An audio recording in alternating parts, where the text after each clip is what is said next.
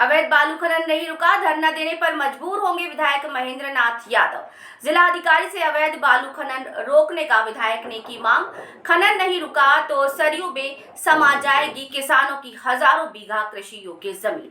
विधायक महेंद्र नाथ यादव ने डीएम से किया बालू खनन रोकने की मांग।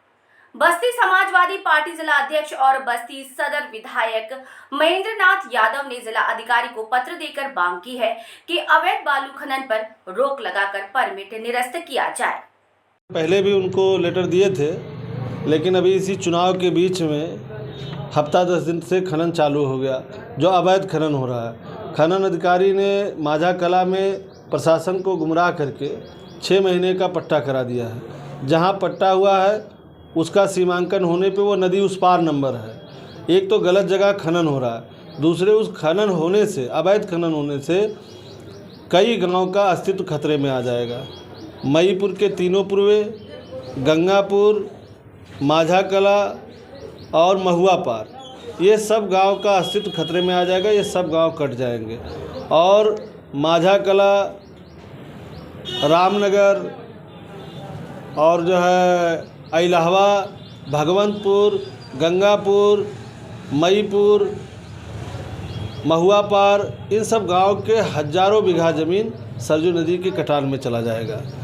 इसलिए डीएम साहब से हमने मांग की है कि तुरंत बाढ़खंड से उसकी जांच करा करके उस खनन को, जो अवैध खनन हो रहा है, खनन को तुरंत रुकवाया जाए। पिछली बार बंदी की बात करेंगे। पिछली बार मईपुर के तीनों पूर्वे कटान पे आ गए थे, नदी से कुछ 1-2 घर कटे भी थे। तत्कालीन डीएम ने उन लोगों को बंधे इस पार कई गांव में जहां सरकारी ज़मीनें थी उनको आवासीय पट्टा दिया था, लेकिन कुछ घर कटने के बाद ही गांव का अस्तित्व बच गया था। नदी वापस चली गई थी, गांव नहीं कटा था। तो इस बार उस पूरे गांव को बचाने के लिए और जो अगल बगल के गांव हैं उनको भी बचाने के लिए बाढ़खंड ठोकर लगा रहा है। लेकिन अगर ये कटान होगा तो जो ठोकर बाढ़खंड लगा रहा है उस ठोकर का भी अस्तित्व खतरे में पड़ जाएगा और ये सब गांव बचेंगे नहीं, सारे के सारे गांव कट जाएंगे और जितनी हजारों बीघा ज़मीन उपजाऊ है वो भी कट जाएगी। अच्छा, जो बाढ़ पीड़ित गांव थे उनको पट्टा देने की बात की गई थी आवासीय, क्या पट्टा मिल पाया है? अगर नहीं मिल पाया तो हाँ, जो गांव मईपुर के तीनों पूर्वे जो जिन पे जो है पिछली बार एकदम नदी काट रही थी, तो उन लोगों को उस समय गाँव खाली करा लिया गया था और तत्कालीन डीएम के द्वारा जो है पट्टे, आवासीय पट्टे अलॉट किए गए थे।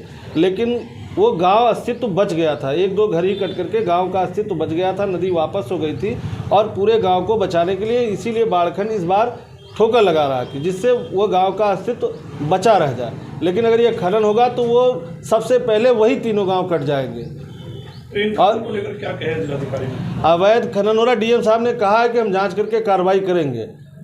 क्या इससे पहले भी आपने इसकी शिकायत? इसके पहले भी हमने शिकायत की थी और इस बार भी शिकायत किए हैं। चूंकि चुनाव में हम शिकायत की थी, उस पर उस समय कुछ दिन तक खनन रुका हुआ था, लेकिन जैसे इस समय हम चुनाव में व्यस्त हो गए, कोई रॉयल्टी नहीं कट रही है। इस समय अवैध खनन हो रहा है प्रशासन की मिली भगत से और वहाँ के जो खनन माफिया हैं उन लोगों की गुंडई से अवैध खनन हो रहा है। कहीं भी किसी भी प्रकार का लीगल कोई खनन नहीं हो रहा, अवैध खनन हो रहा। हम लोग चुनाव में व्यस्त थे।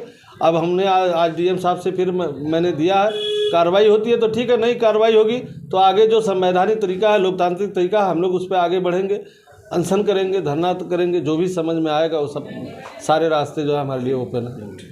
दादू, आपका तारा मतलब? बहुत प्यारा, बिल्कुल तुम्हारे जैसा। पापा, ऑनलाइन फॉरेक्स ट्रेडिंग पर best offers, high returns, bonus deposit और इनाम जीतने का मौका। हाँ बैल, मुझे मार मतलब? मुसीबत को बुलाना तुम्हारे पापा जैसे।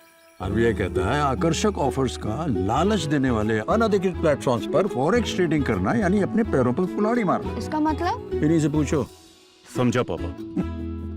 आरबीआई कहता है जानकार बनिए, सतर्क रहिए।